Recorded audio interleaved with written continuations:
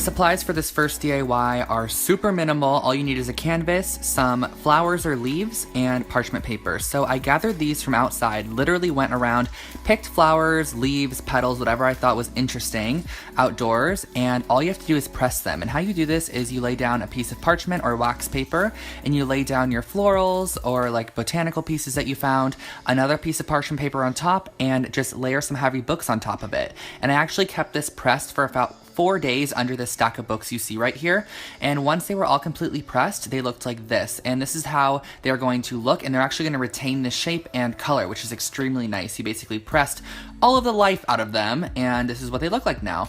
So I layered them on my canvas, found out where I wanted to place them, and just sort of maneuvered it around for a while and found out I love this variation here, glued them down with hot glue, and you are done with your super inexpensive canvas.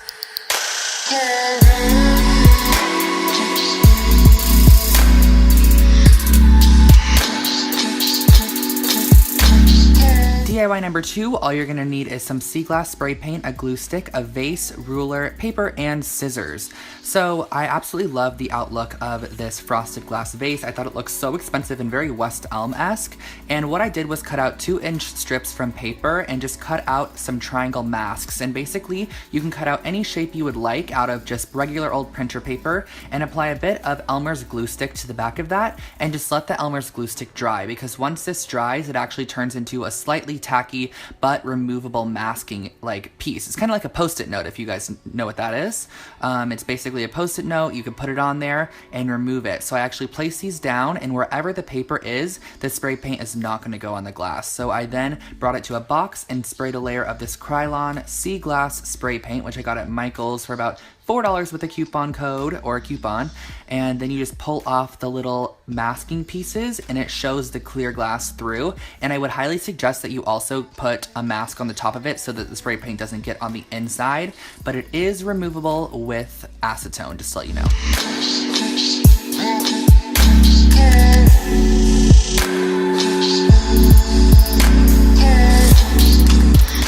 For the hanging mirror DIY, you're going to need a square mirror, some E6000, an X-Acto knife, some chain, spray paint of choice, a piece of wood, ruler, and some of those screw hooks. And what you're going to start off by doing is taking a small piece of wood and cutting it down to 12 inches in width. And I actually just found this 24-inch piece from Michael's, already like this. It was sold like this for like $1.50, and I just cut it directly in half by swiping over it with an X-Acto knife a few times.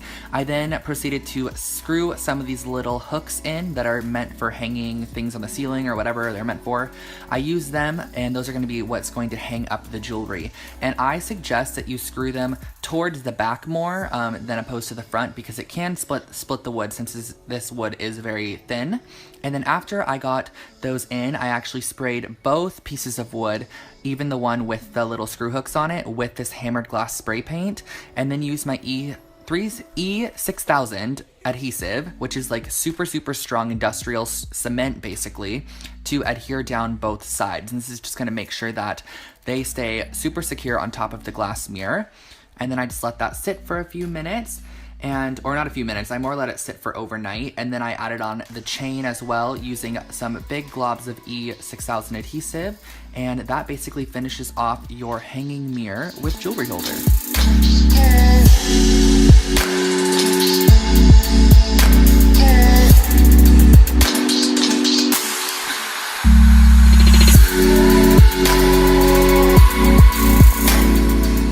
This DIY may be the easiest, but it's one of my favorites, and all you're gonna need is a lampshade, some wood clips, paint, and a hot glue gun, so super minimal supplies. And I first started off by taking my wood clips and painting them black. And I just painted half of them black because I actually wanted it to be a variety of wood and black. So I first started off by just gluing the plain wood clips to the very top, and I did it about every 3 inches. And then below that, in between, I actually glued the black clips that I did right in between the brown clips. And then I just finished off with a bit of paint on top of the black, and you're basically done. You can clip your mementos on, and that's your new lampshade.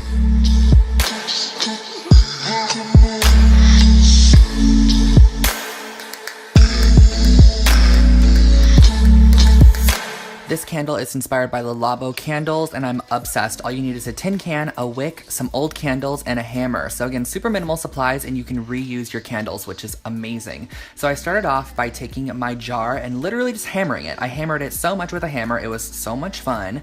And I just went around the jar, gave it some nicks, and I love the rustic distressed look of this. I just think it looks so industrial and is perfect for my apartment space as well. And after that, I went ahead and put a skillet on the stove on very low heat and took 2 old candles. The autumn one on the right is new and used, or new and unused, but I just wanted to burn it down for this DIY. And I actually kept them on the stove for about 25 minutes until they melted down to wax basically, and I pulled out the old wicks, and then basically all you're going to have to do is take them off the heat, let them sit for about 10 minutes so they're not blazing hot, and glue your wick down on the inside of your hammered container, and then simply pour the wax in. And I suggest doing this over the top of a surface where if wax gets on it, it's not a big deal. So just pour your wax in, wait for it to dry, and you have your new candle. It's definitely updated and cool.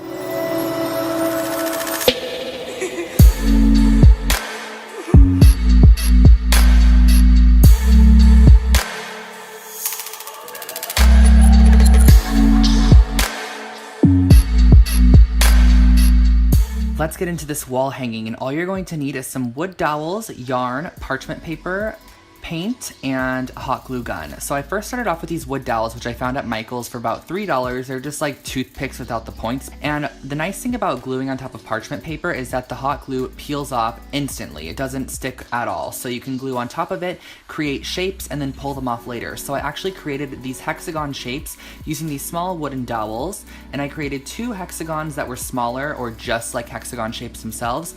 And then I created a larger centerpiece that was actually 3 hexagons connected. And a cool little tip for you guys is you can actually burn down those weld points with the tip of your hot glue gun. So if you do need to like melt that down or make it look smoother or anything, if you added too much glue, use the tip to melt it down. And this is the center point right here, this like triple hexagon shape.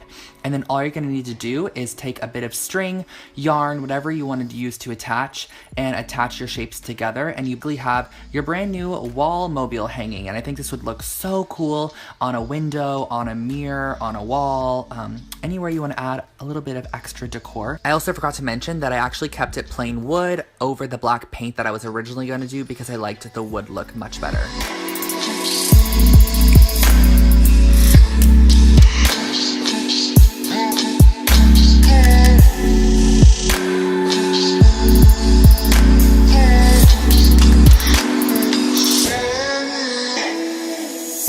I feel like a pillow is always necessary, so I'm starting off with some jersey pillowcases, black dye, a paintbrush, and some foam cups. And I also did use a trash bag, which I'm laying down on the table right here just to protect my surface. And I'm going to lay out my foam cups or plastic cups or whatever you can just dispose of later. And I added a half cup of warm water or hot water to each cup. And then what I did after that was used the RIT powder dye, and I put 1 teaspoon in each cup, but I varied it. So 1 teaspoon in the first, 2 teaspoons in the second, 3 in the third, 4 in the fourth, and 5 in the fifth. So basically it's just a more concentrated dye as I go down.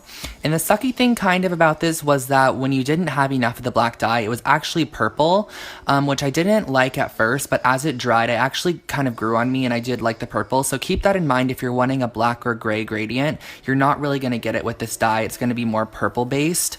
And all you're going to do is take your wide paintbrush, and I just use like one of those painter's paintbrushes that you paint a house with, and it just allowed me to soak up a lot of dye at once, and I created a gradient like this, and that's really all. And I also did this one, which I think looks so cool with the split down the center, and the other half is white. In love with this.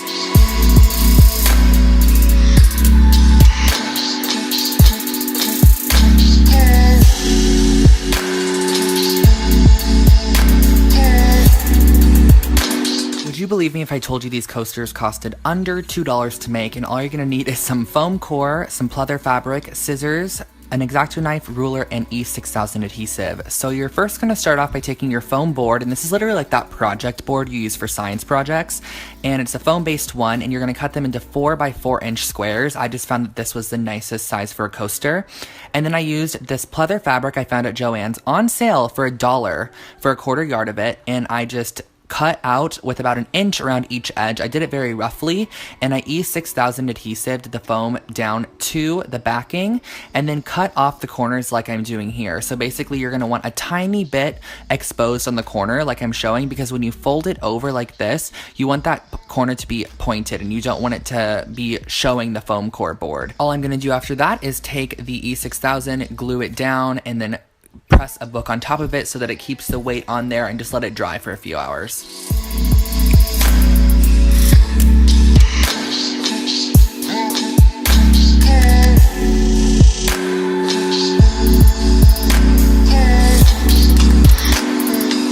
Supplies for this rustic bowl are so simple. All you're gonna need is a glass bowl, some air dry clay, paint, and a paintbrush. So this is the air dry clay. I actually got this at Target in the kids section. It's very easy to work with. I love it. I'm never gonna switch back to the normal clay. Plus it dries in the air, which is really nice compared to having to like physically go bake it in an oven, you know? So I took this dollar bowl from Target, it's just a glass bowl, and I covered it in a layer of the air dry clay. And once you have your full layer on, I used a little bit of water on my fingertips to just smooth the surface. And I actually learned this in a ceramics class I took in high school, so it's coming in handy right now. But you can just use a little bit of water, it smooths down the surface, and it makes all cracks disappear and just everything just kind of meld a little bit better. And then I used a small piece of parchment paper and a heavy object to create a new bottom for this bowl. And then after that, I used a paintbrush, and I used the opposite end of the paintbrush to draw in some horizontal lines, just because I wanted a little bit of texture, and then once again went back in with that water to just clean up the lines, and this made it look so much better. Like if I didn't use this, it would have looked a little bit rough and jagged, which it did on the top, which I was able to fix with this nail file. So I used a nail file to roughen or just clean off those edges. And lastly, went in with a little bit of paint. So this is just watered down black paint, and I just painted it however I felt. I did a little bit of an ombre, and then also filled in all of those lines to just deepen the design, and added my signature on the bottom for authenticity.